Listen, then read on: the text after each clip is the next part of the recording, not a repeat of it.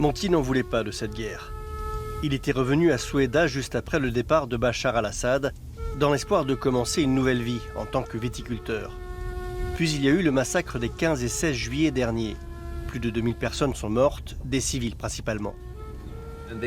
Ils ont commis tellement de brutalités, comme raser les moustaches des vieux, un symbole de notre culture.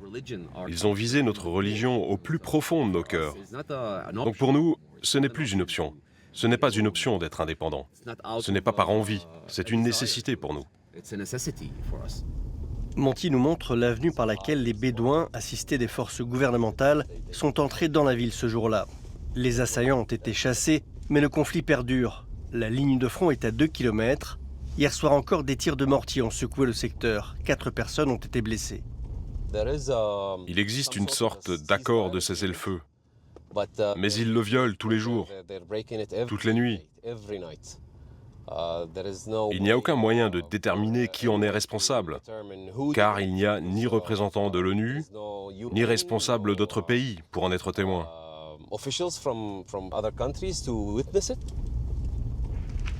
Monty nous a transmis cette vidéo diffusée sur les réseaux sociaux par les assaillants eux-mêmes. On les voit en train d'attaquer une maison. À l'intérieur, un couple et leurs 2 enfants. L'un des garçons, coincé dans une des chambres, a pu filmer la scène quand les assaillants ont mis le feu. Son dernier témoignage. Le lendemain, Monty nous donne rendez-vous devant la maison. On y retrouve les 2 frères de la femme décédée dans les flammes. Hassan nous emmène à l'intérieur pour nous montrer ce qui s'est passé. Sa sœur qui appelle à l'aide au téléphone, puis son corps découvert calciné le lendemain avec ses 2 fils.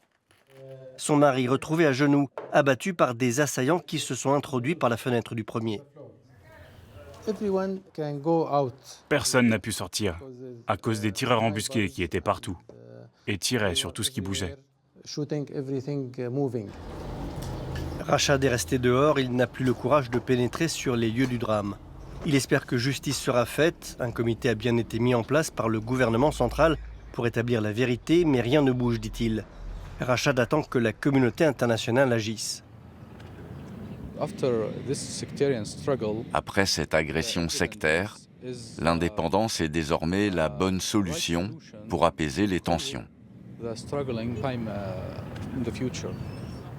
Cette indépendance que beaucoup évoquent à Soueïda est-elle seulement souhaitée par la majorité des habitants, druzes et chrétiens compris? Oui, selon cet avocat. Une pétition en ce sens réalisée à Soueïda et dans les villages autour aurait recueilli 127 000 signatures, soit l'immense majorité des électeurs. Ayman évoque l'indépendance comme un droit à exister, plus qu'un simple droit politique. Nous appelons la communauté internationale à venir à Soueïda pour enregistrer les votes de la population sur son droit à l'autodétermination. Nous voulons que l'ONU, en tant qu'organe neutre, effectue son devoir de maintenir la sécurité et de préserver la volonté du peuple. Nous leur demandons de venir à Soueïda découvrir la vérité. Un désir politique encore difficilement atteignable tant Soueïda est enclavée, encerclée par les tribus bédouines et les forces gouvernementales. La ville est reliée par un unique corridor à la capitale Damas et entourée de nombreux checkpoints. Difficile de développer une économie solide. Nous retrouvons Rachad, dont la sœur a été assassinée, lui-même à la tête d'un collectif de chercheurs militants. Selon lui, la région de Soueïda est viable économiquement. Il existe par exemple des études sur la présence de quartz dans notre sous-sol, des terres rares dans certaines zones du désert aussi. Nous avons beaucoup de ressources agricoles, le tourisme également avec des sites romains, grecs et islamiques. Et nous avons plusieurs frontières. De nombreux pays s'appuient sur leurs échanges pour s'enrichir, comme la Jordanie. Une économie qui serait difficile à développer sans l'aide de pays donateurs, à commencer par celle du voisin israélien. Israël, dont les chasseurs traversent aujourd'hui le ciel pour aller bombarder l'Iran, a déjà aidé militairement Soueïda à plusieurs reprises. Nous retrouvons Monty dans ses vignes, pinot noir et chardonnay, une plantation interdite par Damas, un symbole de la culture druze. Lui aussi évoque l'indispensable voisin israélien, avec qui il envisagerait même une fédération. Ce sont nos frères en Israël qui nous ont soutenus dans de nombreux aspects de la vie. Nous pensons donc qu'Israël peut nous assurer cette sécurité, respecter notre culture et qui nous sommes, parce que c'est une question d'être ou de ne plus être. En attendant, la seule route qui reste ouverte, c'est celle qui va de Soueïda à Damas. Impossible pour Monti de commercer légalement dans cette direction.